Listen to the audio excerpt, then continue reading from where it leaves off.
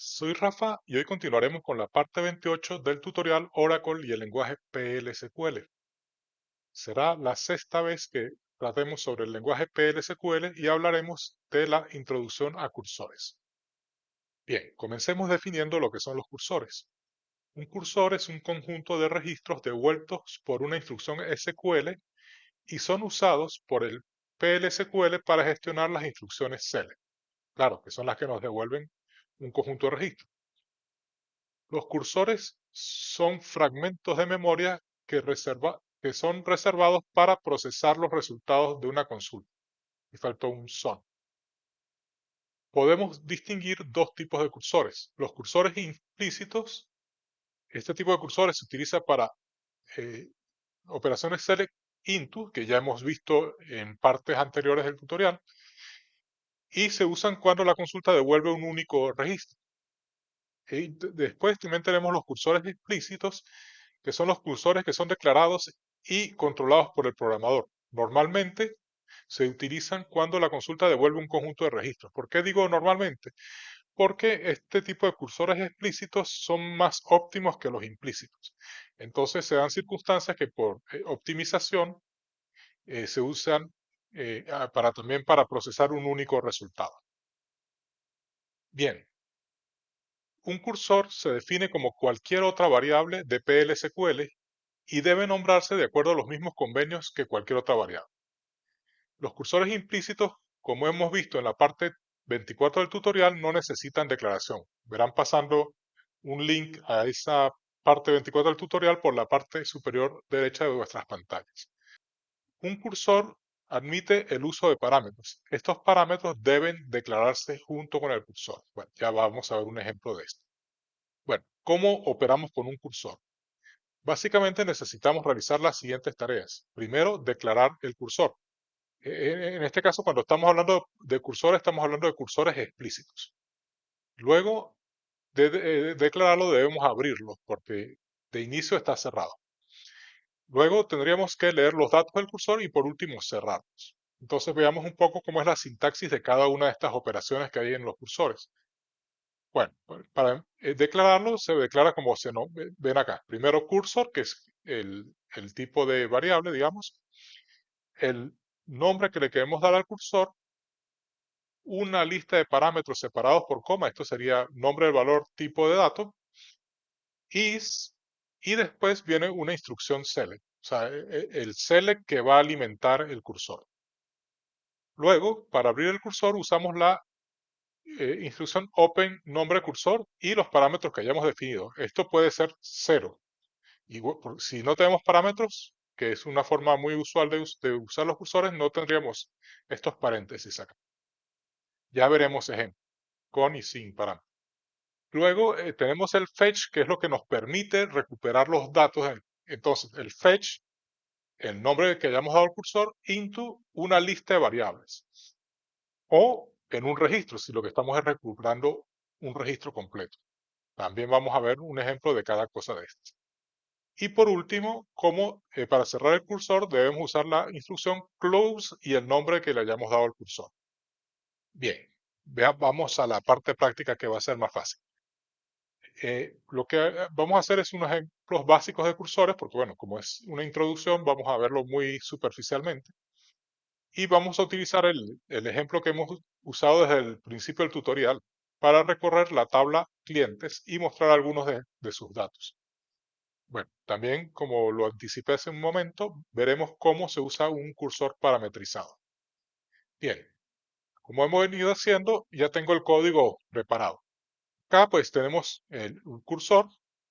Este es un bloque común y corriente. Podemos meterlo, por supuesto, en un procedimiento y es lo normal que esté en un procedimiento, en una función, pero bueno, que también podemos usarlo en un bloque normal. Entonces, esta es la declaración. C1 sería el nombre. Aquí puede ser cualquier cosa. Fíjense que no estoy usando parámetros en este caso. Is, y después del is lo que viene es el select que se va a ejecutar. En este caso, quiero seleccionar todo el contenido de los registros de la tabla clientes y encima los voy a ordenar por ID cliente, o sea que puedo ordenarlos también para recorrer el cursor de la manera en el orden que yo lo quiera. Luego declaro una variable de tipo cliente, la variable cliente que va a ser del tipo registro de la tabla clientes, puesto que en esta variable es donde yo voy a recuperar el contenido del cursor, de lo que yo vaya recorriendo el cursor. Entonces tengo que tener una variable de este mismo tipo acá. Si no va el asterisco, sino una lista de valores, entonces yo tendría que declarar una lista de variables. Ya lo vamos a ver en otro ejemplo. Bueno, ¿cuál es la segunda operación? La segunda operación es abrir el cursor. Es tan simple como open C1. Ya está. Como no tiene parámetros, no paso parámetros. Fíjense que no hay paréntesis si no hay parámetros. Y después, evidentemente, como son varias instrucciones, varios registros, quiero decir, normalmente los cursores están asociados a las estructuras de repetición que hemos visto unos capítulos atrás. No sé sino en 25 podría ser. Verán de todos modos pasar el link a ese capítulo por la parte superior derecha de vuestras pantallas. Y bueno, en este caso, pues la estructura es el loop, porque a priori no sabemos cuántos registros hay. Pudiéramos preguntar antes y hacer un for, pero bueno, en este caso no sabemos si hacemos el loop. Y entonces, fetch lo que hace es que busca en el cursor el registro que haya y adelanta una posición. Es como una especie de, bueno, de cursor. Al principio está al principio del select y cada vez que hago fetch adelanta una posición. Entonces aquí estoy metiendo la primera posición, el registro de la primera posición en clientes. Una vez que muestro esto, que cuando si hago el fetch y no se consigue ningún cliente, que es este not found, C1 porcentaje not found, hago el exit del loop y se va.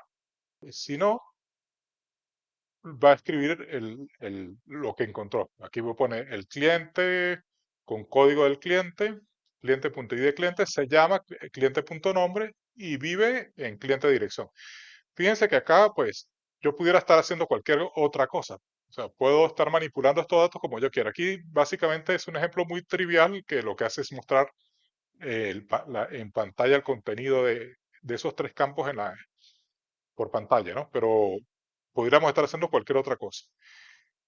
Después, bueno, el fin del lazo llega acá si hay más clientes, pues toma después el segundo registro, lo mete en cliente, si no ha llegado al final, vuelve a escribir una línea y así sucesivamente hasta que llegue al final. Cuando llega al final, y que quiera adelantar el cursor y no haya más datos, va a ejecutar este exit, se sale de este lazo, ahí pues viene la otra operación, cerrar el cursor y acá he metido un manejo de excepciones porque bueno, es una buena práctica en todo programa que hagamos manejar las excepciones, ¿no?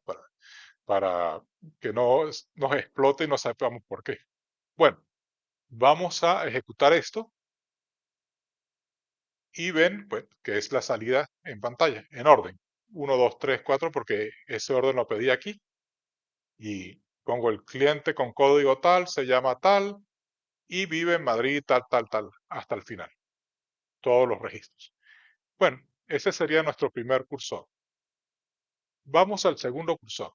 Es básicamente el mismo que el primero, pero en lugar de recuperar todo el registro de clientes, solo quiero recuperar tres campos.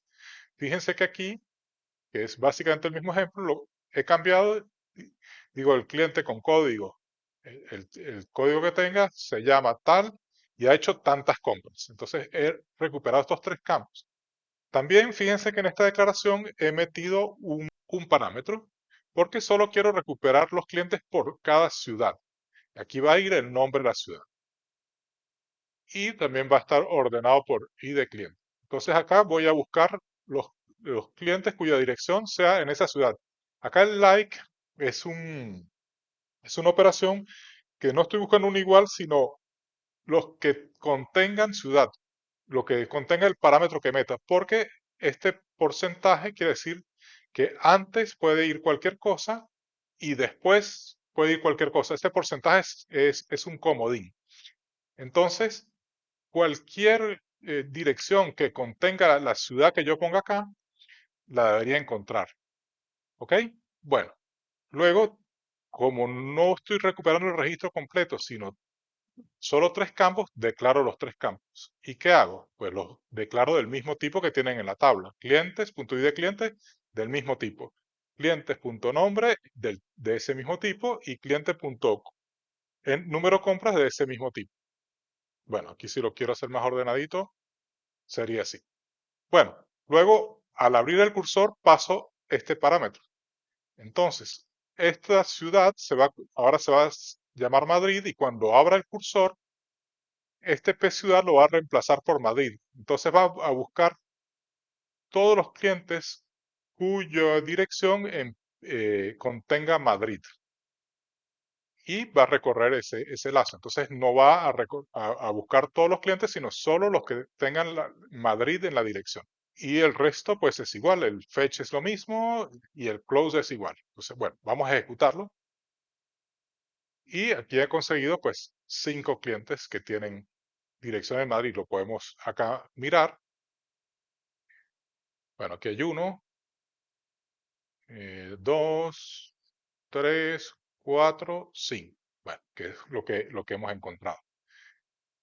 Aquí hay que mostrar una cosa también, voy a aprovechar, y es que, vamos a hacer aquí un clear, y es que si yo pusiera aquí Madrid con minúscula, no debería encontrar ninguno. Vamos a probarlo, y fíjense que no ha encontrado ninguno. ¿Por qué? Porque la comparación sí es sensible a los caracteres. Entonces, ¿cómo pudiéramos hacer? Porque como no sabemos cómo va a estar escrito el nombre de la ciudad, ¿cómo podríamos hacer para asegurarnos que la encuentre todas? Bueno, podríamos convertir todos los caracteres, por ejemplo, a mayúsculas. Y pudiéramos hacer algo como upper, que es una función. Entonces, convierto lo que está en la dirección todo a mayúscula. Digamos, esto es en memoria. En la tabla se va a quedar como está, pero cuando esté procesando el select, convierto a mayúscula todo lo que está en el campo dirección y también voy a convertir en mayúscula el parámetro que voy a recibir. Entonces hago upper. También podría hacer lo contrario, convertirlo todo a minúscula. Y entonces así ya no va a importar lo que llegue. Vamos a volverlo a probar. Aquí se ha escondido. Vamos a mostrar la salida. Y fíjense que tiene nuestro resultado. Si quisieras hacer el proceso con minúsculas, es lower. Convierto en lower y acá lower. Y esto pues debería dar un resultado similar. Vuelvo a probar y me ha dado otra vez los 5 resultados que se han sumado a los anteriores. Y bueno, esto será todo por el día de hoy. Les habló Rafa. Si te gustó el contenido presentado, premiame con tu like y suscripción. Si crees que el contenido presentado puede ser de ayuda a otras personas, no dejes de compartirlo en tus redes. Muchas gracias.